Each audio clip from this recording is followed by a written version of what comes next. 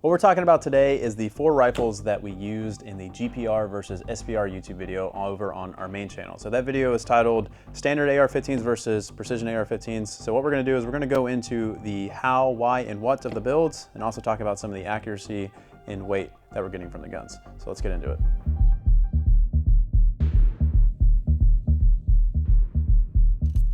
When it comes to group testing guns, there are a lot of variables that come into play, especially with weather and me as a shooter, just a ton of different things. So what I recommend when you are group testing your guns is just find a way that works best for you. And this is the way that works best for me. So I'm gonna shoot these guns off a bag bipod. And the way I'm gonna do this, I'm gonna do 2 10-round groups for each gun. So I have a 3-inch high-vis target that I'm gonna shoot a 10-round group at, and then I have a 1/2-inch target as well that I'm gonna shoot a 10-round group at.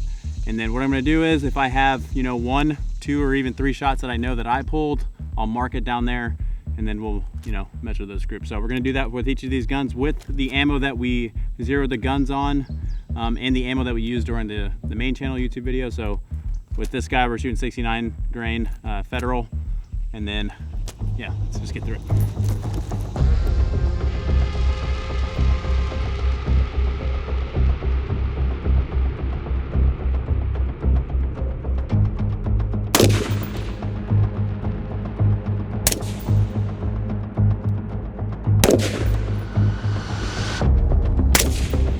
I'm gonna go over Lucas's guns first. So the first one we got here is his Mark 12 build. So this is a 18-inch 5.56 gun, and the first thing we're gonna do is just we're gonna go over the build, and then we'll talk about some of the numbers we got with the gun. So first things first, this is a Munition Works upper receiver. So before we get any farther, I'm gonna disclose some of our relationships with the companies that we work with as we go. So with Munition Works, Dane over there, him and I are good friends, but we didn't get any special treatment with this upper. We paid full price for it. The only special treatment we got with it is he got it out to us a little quicker than normal due to the time restraint we were on for filming the video. So we ordered it, and within a week, this upper came to our doorstep. So that's pretty cool that an upper was able to come that quickly, and it was Cerakoted by him, et cetera, built to exactly how we asked it to be built. So if you're unfamiliar with Munition Works, you go to their website, and they are basically a AR-15 and large frame AR company where you can build your gun how you want it. So he has a couple of different models. You go in there, you select a model, and then you can change things how you want. So you can change everything from the rail to the barrel to the bolt carrier, charging handle, pin and weld or not, barrel length, you name it, you can change it. And that's super cool. So all we got from him is the upper receiver, nothing from the lower. And it came with an A2 flash hider, and we changed it out for a 3-prong. So starting from the front of the gun and going to the back, we have a RC2 suppressor with a 3-prong flash hider. And then the barrel that we have in this Munition Works upper is a Ballistic Advantage stainless steel barrel that's been just Cerakoted. So the color of this receiver and handguard, the whole gun, is all colored the same way. I don't remember the name of the brown. It is a brown of some kind. But as you can see, the first note of this gun is the color combos on this thing look very, very good. So the brown with the tan and Night Force and 50 Shades of FD is really coming in strong here, and it just looks really good. So first cool point about this gun is how well it turned out aesthetically. So anyways, with the barrel, we got a Ballistic Advantage barrel. It is fluted. The rail that we have here is a CMT quad rail. I actually really like the everything about this rail. So this is a 12.5-inch length, or 12-inch around that length. So it's Mark 12 length rail, basically just short enough where a rifle length gas system with the gas block will be poking out. But this rail, the width of it is very similar to a DDM4 rail, so it's nice and thin. It's not super blocky. Quad rail, lockup's super nice. This is just a really good rail for the price. Now on the bottom of this, we have an MDT bipod. These bipods are the best in the game. I'll say that with confidence, but you are definitely paying for the best in the game when it comes to these bipods. These range from $700 to $1,000. That is right. This bipod costs as much as this upper receiver does, and that is a little absurd, but the reason why they cost so much is because of what they can do. So these bipods can flex and move in ways that other bipods cannot. So I can crank this gun basically all the way down like this, and that is why this bipod costs so much money, because of how much articulation it has, which is pretty cool. And that's obviously very advantageous for numerous reasons and different positions you may find yourself in. Going back from there, talk about the optic setup real quick, which is an offset Delta Point Pro and the Night Force 2.5 to 20. This is Lucas's favorite optic. and this is becoming one of my favorite optics as well, just because of the flexibility in the magnification range. So this optic is very usable on the 2.5 all the way up to the 20, which you might be surprised by with this sort of optic. Generally with optics with longer erector ratios, that is, what that means is what the multiple of the magnification range is. Towards the front and rear of the optic, you don't get as good of glass quality. And that is still true with this guy, but it's still very, very good at the top and lower end of the magnification range. So really like this optic, and it fits the SPR builds very well. We have it mounted on Night Force's Ultra mount. We have found that these mounts paired with their optics are bomb-proof. They just do not lose zero, and I highly, highly recommend going that way. If you're going to get a Night Force optic, just get their mount. They work extremely well. Charging handle is just a radiant charging handle. The lower receiver is an Aero Precision lower receiver, Cerakote FDE, as you can see. All mil-spec parts on the lower except for the trigger. So this is a Tech trigger. I actually really, really hate this trigger, so that is one thing I'm going to note before we get into the groups and stuff of these guns. I grouped Lucas's guns. These are not set up the way I would set guns up, so things like the trigger and pistol grip and stuff like that are just not my personal preference, so just keep that in mind when we talk about the size of the groups.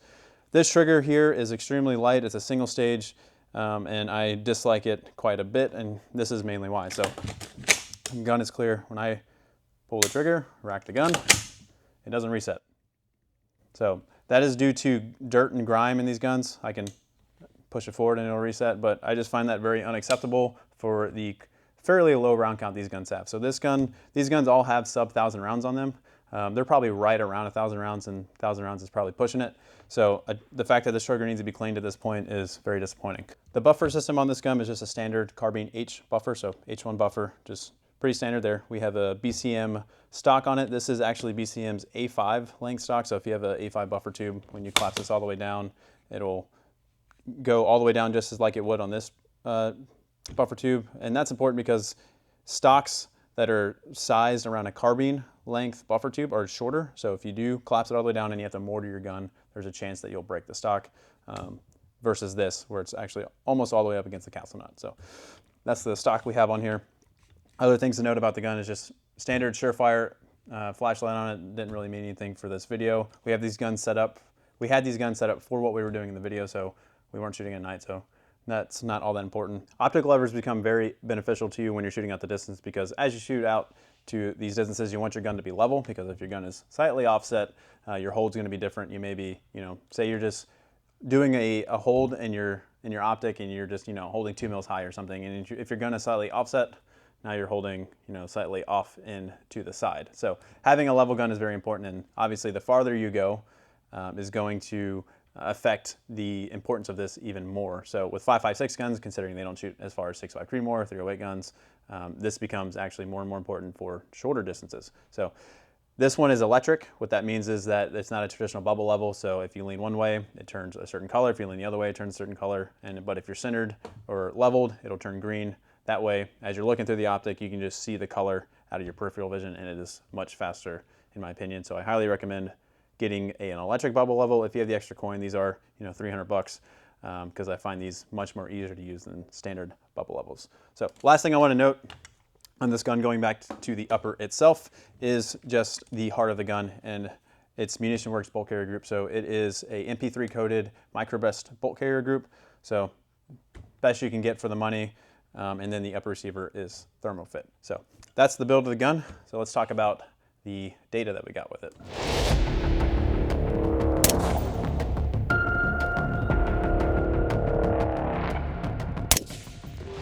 So the ammunition that we shot with this gun is Black Hills Mark 262 ammo. So this is 77 grain OTMs. And this is not exactly Mark 262, but you guys get the point. It's 77 grain from Black Hills. It's basically Mark 262.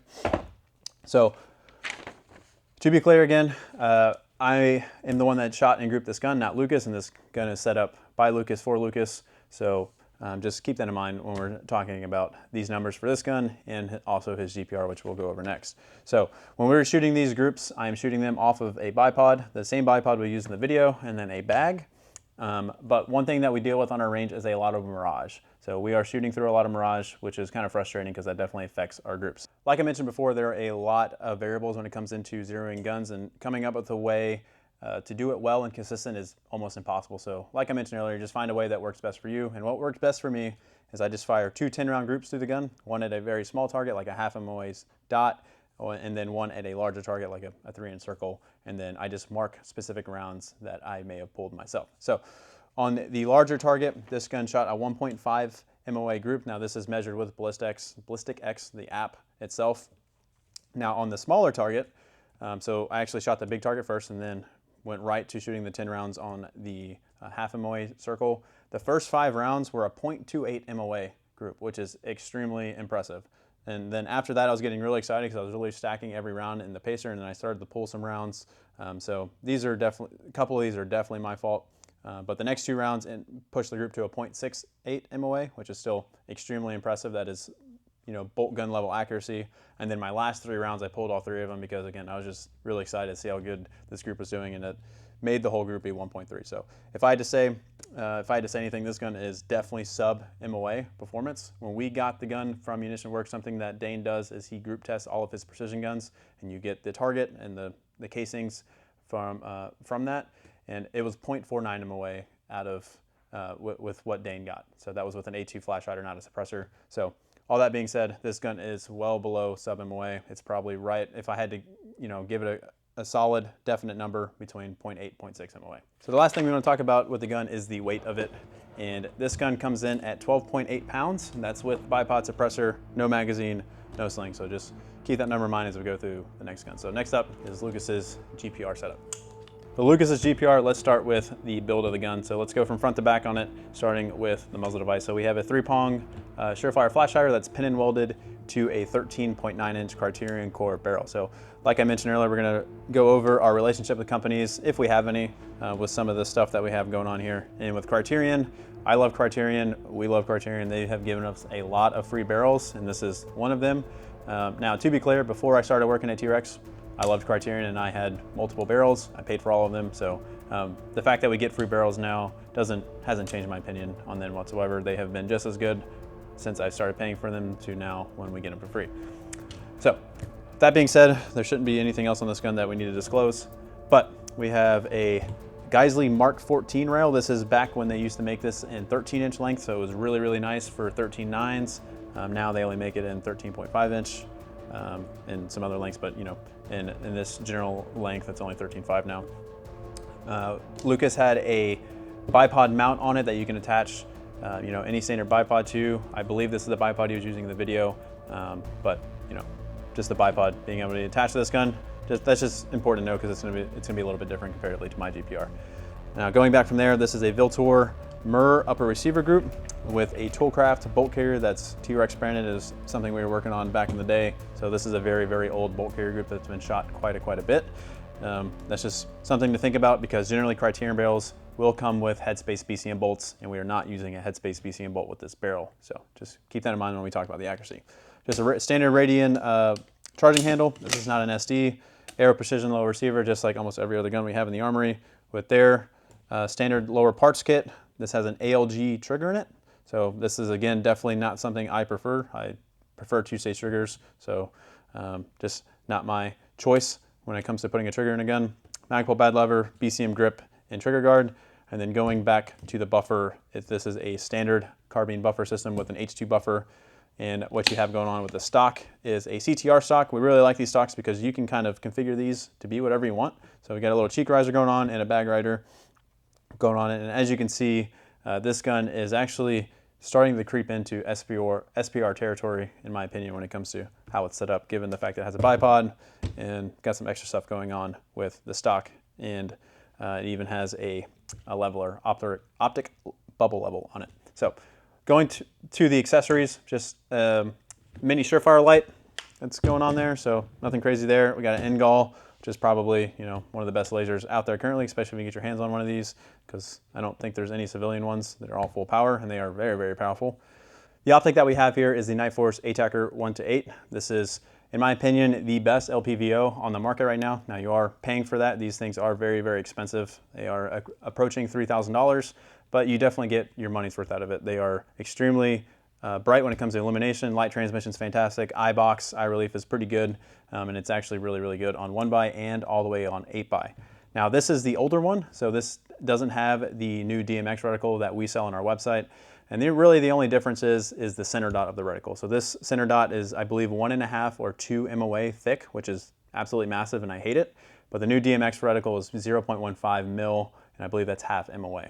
Now, I could be off a little bit on that, but all I have to say is the new reticle has a much more refined center dot, and I find it much, much better comparatively to this one.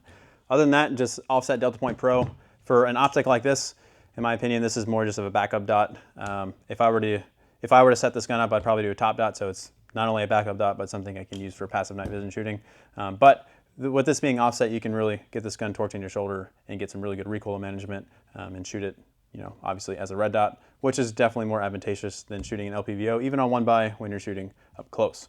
Now the bubble level that's on this gun is not the one that Lucas had in the YouTube video. This is just a standard bubble level. He had an electronic one.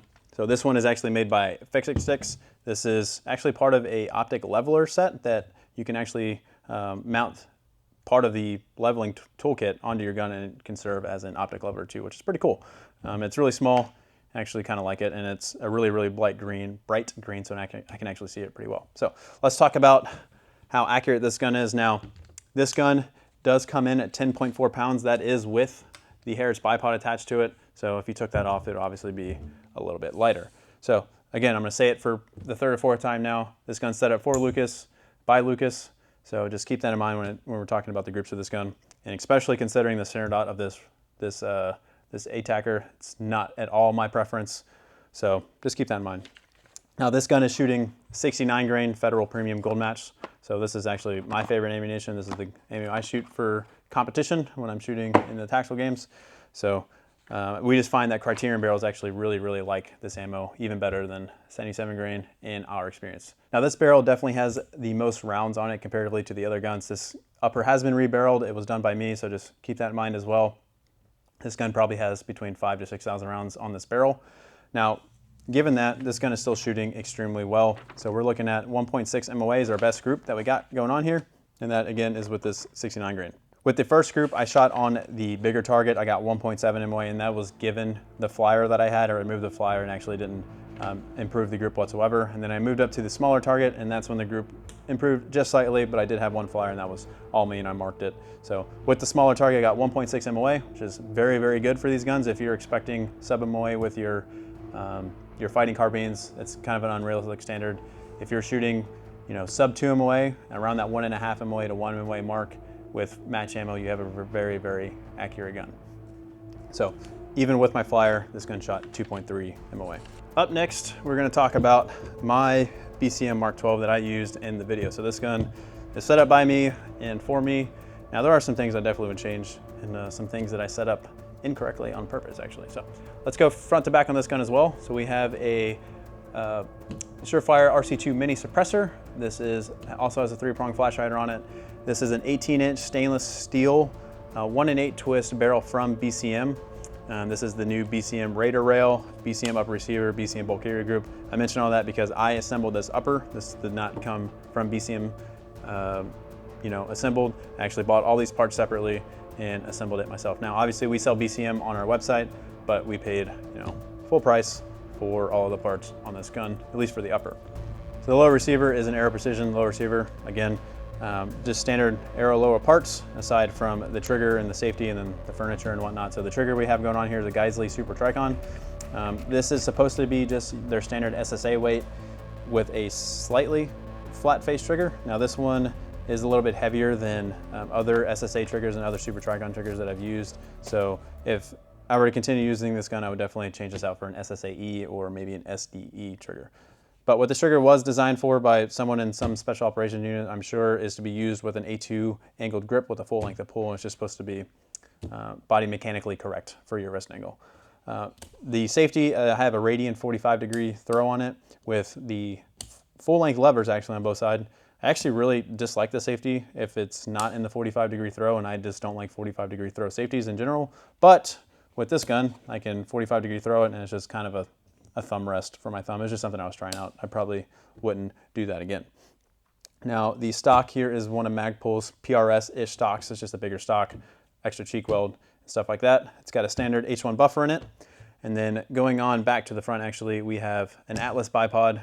These bipods are not my favorite. No matter how much I torque this thing down, it likes to move back and forth pretty easily. So I would probably choose an Harris bipod if I wasn't putting an MDT on here. Now, this is definitely the one part that I want to bring up that's kind of important about how this gun is set up, and definitely something I do not recommend to do. And I kind of put this on the gun on purpose to try and demonstrate why grips or foregrips on these types of guns are just not a good idea. And they're just in the way of everything. So especially when we're shooting on more traditional barricades, you know, like our PRS style barricades or even, you know, VTAC barricades, having something like this just really gets in the way of your bag. So when I try to put a bag somewhere, it doesn't really fit here, doesn't really fit back here. It's just, again, it's just kind of in the way. So again, just highly recommend removing a foregrip or angle grip, whatever you want to call it, off your gun if you have one on a setup that's set up similar to this.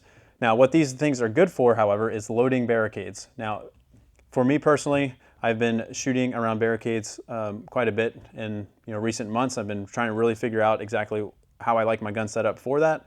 And what I have found is loading a barricade around the center of the handguard, about where my arm stretches out comfortably, is best for me. So I don't like loading barricades off of the magazine well. I just feel like I'm really cramped up on the gun, but I like to be able to load them in this general area. So when I am loading the gun, I am square to it, and it just works out for me. So it just doesn't work out, again, if I'm using a gun that I'm going to be bagging quite often. For the accessories on the gun, we have a DFT Surefire dual field turbo on it. Just makes sense for this type of gun, and a D-Ball D2. So 2 accessories, light and laser, that can punch out pretty far. Going to the optic, this is, in my opinion, probably Night Force's best optic, and this is the 40-16 ATACR. I love everything about this optic. I think the magnification range is perfect for this setup. I love how the erector ratio is only 4x, so I have really good glass quality on 4x, really good glass quality on 16x. And it's mounted in a Reptilla mount with a P2 on top. So this P2 is actually half of the windows obstructed by the turrets. So that's one thing about ATACRs in general, is that they're massive turrets. So finding dots that fit on offsets and on top is kind of difficult to do. So just something to consider. Now, another feature that this optic has that other ATACRs don't is it has a loop-hold style locking system on the elevation turret. So it has a button here. So when I turn it, I have to unlock it to turn, and then it locks in place when it goes back to 0. That is fantastic. I wish every ATACR had that, including the 1-8. But I guess for patent reasons, for some reason, this is the only optic that has it as of now. So capped windage, just like you would want, and this has the Mil-XT reticle in it, which I think is much, much better than the Trimmer 3, because I think there's just a lot going on in the Trimmer 3. So last feature to note on this gun is it has an electronic level, just like Lucas's gun does, but this one is not mounted in a vertical manner, it's just horizontal. So definitely recommend getting ones that are mounted upright, because this sticks out quite far and gets in the way of literally everything that I ever wanted to do. Before we talk about accuracy with it, let's talk about the weight of this gun. This is definitely the heaviest gun of the batch. This gun comes in at 13.6 pounds. That's with a suppressor, everything on it, just no magazine, no sling. So that is a very, very beefy gun. You may think that 13.6 pounds doesn't sound like it weighs a lot, but with a gun this long, all of the weight is kind of pushed to the front. So if you're running and gunning with it, it just gets a little heavy. So the accuracy that I experienced with this gun was really good. So the best group I got with this was 0.9 MOA, which very happy with, especially again shooting through the mirage we're shooting with. And as you guys see from the B-roll that we got with the zeroing, I was not shooting slow by any means. I definitely could have improved the groups if I wanted to, but again, the mirage is the biggest thing that we deal with on the range. So if I added my flyers that I knew were my fault, the groups opened up to 1.5 MOA, and that is shooting the 69 grain. So this gun in particular didn't shoot 77 grain all that well. I noticed about a half MOA difference in accuracy, so we just stuck with the 69 grain. But that is the BCM Mark 12 that I used. So the last gun we're going to talk about is my GPR setup. So if you're familiar with our Armory channel already, you may have noticed that we've already done a video kind of centered around this gun, so I'm going to be pretty brief on the overview of this. So to start, this is a 14.5 BCM standard upper receiver group, so government profile barrel, no Mark II upper receiver, and this is out of box. Nothing's changed on it other than the muzzle device and throwing in a Radian SD charging handle. So this has a PEC 15 mounted on it with a mini Surefire dual field turbo. When I say mini, it's just the smaller version, not actually miniature. The dual field turbo, that's the 300 series, is basically the same length as a standard full-size scout light. So I actually really like this light due to its size and the performance that you get out of it. But anyways, going back from there, we actually have the pressure pads underneath the tape. I just know where they are. The tape secures them. It's kind of a heat guard for my hand. BCM vertical foregrip. And like I mentioned with the Mark 12 that I have, this gun's not using bags, so I actually want something here to help me load barricades. That's actually the main purpose of this foregrip. The optic setup, as you guys are familiar with, is just the ACOG TAO2. This has the chevron reticle in it, which I do not prefer. Definitely prefer the crosshair reticle. I just think the chevron's just not as precise. And then we have a T1 mounted on top with our forward mounted option on there. So in the past, I have been mounting ACOGs as far back as possible, but I've actually kind of gone away from that and just started mounting them basically in line with the charging handle. And that is because majority of the shooting I do with guns like this, especially through the ACOG, I'm doing in a position of some kind that's not standing. So in the prone, on a barricade, et cetera, et cetera. And when you're generally when you're in positions like that, your neck generally tends to stick forward a little bit. So having this optic push forward a little bit is a little bit better for those positions, and then also that pushes the red dot forward, which is what I'm using primarily up close. All four of these guns have arrow lowers. This lower has our T.REX Arms lower parts kit in it, which has our ambi safety. One side is a short throw, one side is a long throw. It's a 90-degree safety. This is my favorite safety out there, even given the price that it's at. So our lower part kit's 50 bucks. There are some safeties out there that are $90, and I don't think they're perform better than this safety. The trigger itself is a Geisley SSAE that's been very, very broken in, so it is probably like a 2-pound trigger brake. Very much like this trigger. This is just an A1 grip that the nub has been sanded down on and some sandpaper has been added to. The buffer tube is a Viltor A5 buffer tube, but it has a BCM T2 buffer in it. So something I mentioned in the other YouTube video that this gun's featured in is I highly recommend getting a buffer system that goes with your upper receiver group that's recommended by the manufacturer, and that's what we have going on here. Now, BCM only recommends T0 buffers with every length they have, but the T2 series, if you're gonna shoot a 14.5 mid-length from BCM suppressed, is just perfect. Now, standard B5 stock, and I kind of picked this grip and this stock just because I like the way they look aesthetically. So that's the overview of this gun. Like I said, this gun weighs 8.9 pounds, and I very much like this gun quite a bit. The ammunition that this gun was shooting was 62 grain PMC X-Tac. So this is just green tip M855. This is almost as mil-spec gets. PMC X-Tac ammunition is very, very consistent, but it's not match ammo, so just keep that in mind. Now, the groups on this gun are quite interesting, and that's kind of why I saved this gun for last. So my first group was 9.4 MOA.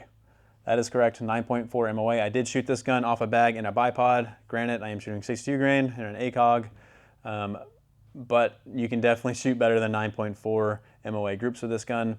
So that is very, very interesting. I did not experience that when we zeroed this gun for the YouTube video. I was getting around 2 MOA, but I did shoot another group just to be sure, and it got down to 3.8 MOA. So that's not very good. A little bit disappointing. Now that is still mil-spec, I will be clear. Mil-spec guns are 4 MOA, so that's still beating mil-spec standard. And like I said, I shot these groups pretty quick. But all that to say is even with PMC X-Tac, which again is not precision ammo, it's still very good ammo though. This gun should be shooting a little bit more accurately than that. And this is not a very worn rifle. This was brand new for the YouTube video. So it is definitely no more than 1,000 rounds on the gun. That's all we're talking about in this video, guys. We just wanted to go over the 4 rifles that were used in that main channel YouTube video that talked about the differences between GPRs and SPRs, and hopefully these overviews just gave you a little bit more clarification on the difference between GPRs and SPRs, and then also just added some more detail about how we had these rifles set up. Now, if you have any questions about these guns, or even questions about how to set up your own rifles, really questions about anything at all, we're always happy to answer them. So just shoot us an email at team@trex-arms.com. So until next time, guys, Brandon at T.REX.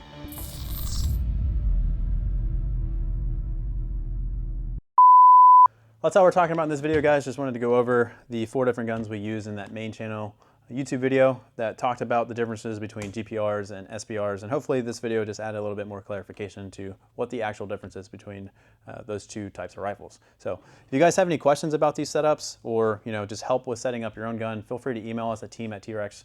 That was so good! It was. It's fine. We can do it again. team@T.REX.arms.com. I was like, this isn't a product video. Okay. Now it's gonna go downhill. Watch.